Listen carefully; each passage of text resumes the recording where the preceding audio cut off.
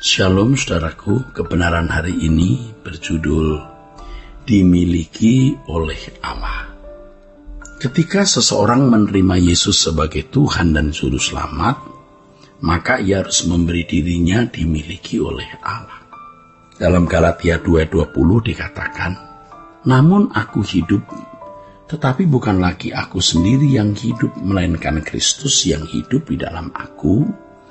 Dan hidupku yang kuhidupi sekarang ini di dalam daging adalah hidup oleh iman dalam Anak Allah yang telah mengasihi aku dan menyerahkan dirinya untuk aku." Saudara, tidak ada seorang pun yang dapat diselamatkan oleh perbuatan baiknya. Setiap orang diselamatkan melalui pengorbanan Anak Allah, Tuhan Yesus di atas kayu salib. Menyadari hal ini, Paulus menyatakan bahwa kehidupannya kini dihidupi di dalam iman dalam Yesus Kristus. Artinya, setiap orang yang menyadari bahwa dirinya menerima kasih Allah, ia harus menjalani hidup dalam penurutan terhadap kehendak Allah. Hal ini dengan jelas menunjukkan bahwa kepemilikan seseorang terhadap dirinya sendiri berakhir ketika ia menerima kasih karunia Allah dalam Tuhan Yesus Kristus. Jadi begitu seseorang menerima kasih karunia, ia tidak lagi memiliki dirinya sendiri.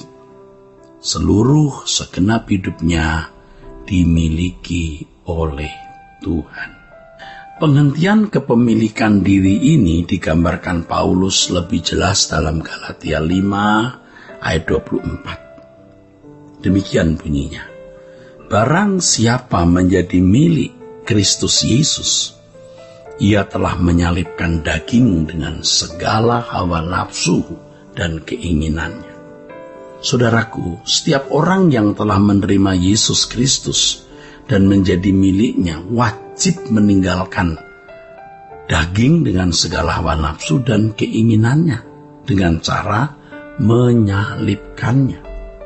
Menyalibkan daging dengan segala hawa nafsu menunjuk pada proses mematikan seluruh gairah yang bertentangan dengan kehendak Allah di dalam diri orang percaya.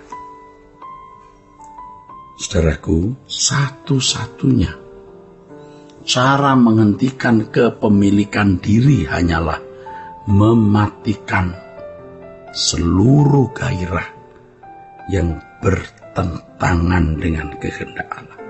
Ini bukan sesuatu yang sederhana, tetapi inilah sesungguhnya inti dari kekristenan, saudara. Setiap orang yang masih mempertahankan gairah yang bertentangan dengan kehendak Allah tidak dapat memberi diri dimiliki oleh Allah, tetapi memiliki dirinya sendiri. Mereka akan hidup terus untuk memenuhi gairah di dalam dirinya. Orang yang memiliki dirinya sendiri dapat menjadi baik bermoral di mata masyarakat, tetapi tidak akan dapat mencapai maksud keselamatan di dalam Tuhan Yesus Kristus. Artinya tidak akan pernah bisa dikembalikan ke rancangan Allah semula. Hanya orang yang melepaskan kepemilikan dirinya yang dapat dimiliki sepenuhnya oleh Allah. Saudaraku, jika kita kaitkan dengan pengampunannya, seseorang yang tidak bersedia mengampuni orang lain berarti ia masih hidup dalam kepemilikan terhadap dirinya sendiri. Kebencian dan dendam yang disimpan berlarut-larut merupakan tanda bahwa ia tidak rela melepaskan gairah yang bertentangan dengan kehendak Allah. Allah menghendaki setiap orang percaya hidup dalam keharmonisan dengan sesamanya, baik mereka yang menjadi sekutu maupun seteru orang percaya. Artinya kepada siapapun kita mau hidup dalam keharmonisan. Ketika orang percaya menerima pengampunan dari Allah, itu berarti sebuah panggilan untuk memperbaiki diri. Salah satu komponen penting di dalam perbaikan diri tersebut adalah gairah permusuhan yang sering kali sulit diredam oleh daging kita harus kita redam. Salah satu komponen penting dalam perbaikan diri tersebut adalah gairah permusuhan yang seringkali sulit diredam oleh daging kita. Tapi kita harus meredamnya. Melepaskan kepemilikan terhadap diri sendiri juga berarti melepaskan gairah permusuhan yang ada di dalam diri kita. Kita harus berani untuk menyalipkan gairah tersebut. Gairah permusuhan itu loh, gairah yang tidak mau mengampuni sesama. Kita harus berani untuk menyalipkan gairah tersebut sehingga pengampunan Allah menjadi sempurna di dalam diri kita. Saudaraku, proses penyalipan ini tentu memakan waktu, perhatian, dan tenaga setiap orang percaya. Setiap orang percaya bergumul secara unik dalam keadaannya untuk berjuang menyelesaikan pergumulan ini. Tantangan satu orang dengan orang lainnya tentu berbeda, saudaraku.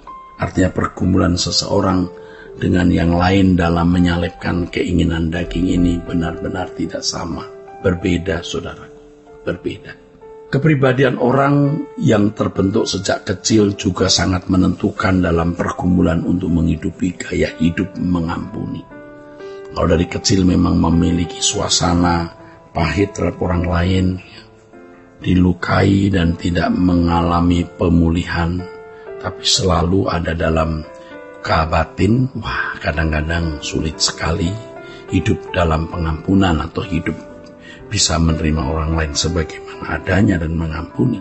Seseorang yang terbentuk dengan kepribadian yang keras mengalami tantangan yang lebih dahsyat ketimbang mereka yang sejak kecil sudah terdidik untuk lemah lembut.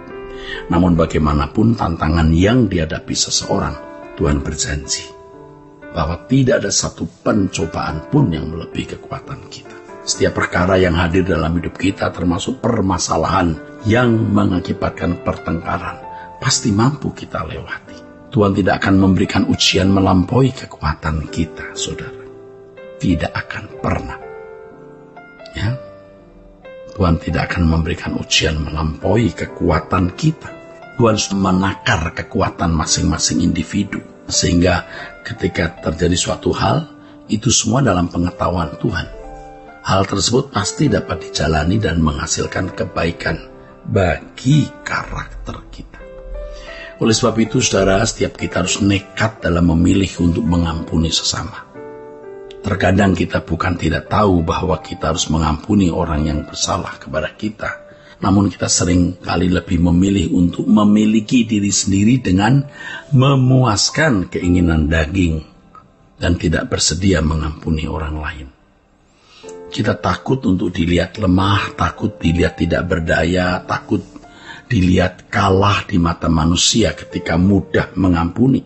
Sebaliknya, ketika kita mudah mengampuni, disitulah terletak kekuatan Allah dalam diri kita. Hal ini hanya bisa tampak ketika kita nekat untuk melepaskan kepemilikan atas diri kita bagi Allah semata-mata. Saudaraku sekalian, yang perlu saya tekankan pada kebenaran hari ini, hanya orang yang melepaskan kepemilikan dirinya yang dapat sepenuhnya dimiliki oleh Allah. Kiranya kebenaran hari ini memberkati saudara-saudara sekalian. Sola Gracia.